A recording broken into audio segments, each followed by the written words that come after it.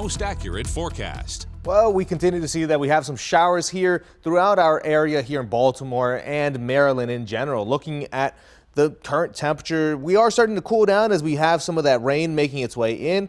Over in Easton, we're still warm, so that is still something that we expect to see drop down as we head into the overnight hours. And thankfully, as we still see this shower activity moving through, that'll help us cool down a little bit more, really give us that nice break from the heat that we've all been looking for. Even though this weekend has been fantastic, it still has been in the upper 80s. We want to cool down a little bit, get some of that refreshing air out there. And luckily for us, these are just run-of-the-mill showers. Not seeing a lot of activity out of these, especially on the side of lightning. So if you need to go walk the dog, something like that, definitely put on a raincoat, have an umbrella.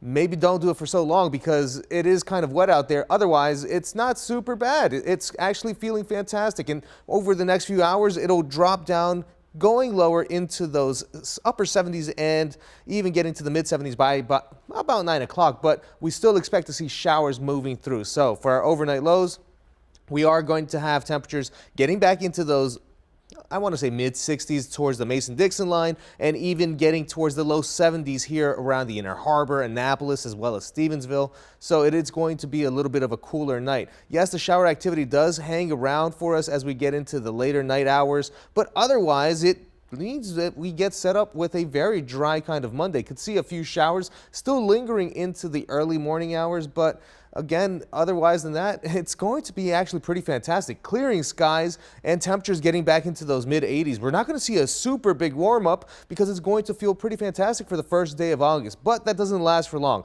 Besides our highs for Monday being around those mid to upper 80s, we start to see a pattern change. Yes, after that lack of humidity, we get back to being on that muggy side and just not feeling that great here with the muggy meter. And that's all because we have another little quick moving system moving on in, some high pressure as well, just bringing that sweltering and humid air from the southeast. So when you look at heat indices going into the middle of the work week, it can get pretty hot out there. Thursday and Friday, some of the warmest feeling days, and that's not going to be the best because when you factor in as well as all of the sunshine going into Tuesday and Wednesday, it's not going to be the greatest because of the fact that could get sunburned, and no one wants to get sunburned when it's feeling really hot out there. Looking at the 7-day forecast for the next few days, yes, we see the decreasing clouds on Monday, plenty of sunshine throughout the middle of the work week. Thursday, we start to get really warm out there. Heat indices could get into the triple digits, and then Friday, we see a cold front move through, but we do get to the 90s before that makes its way into our area. We'll be right back after the break.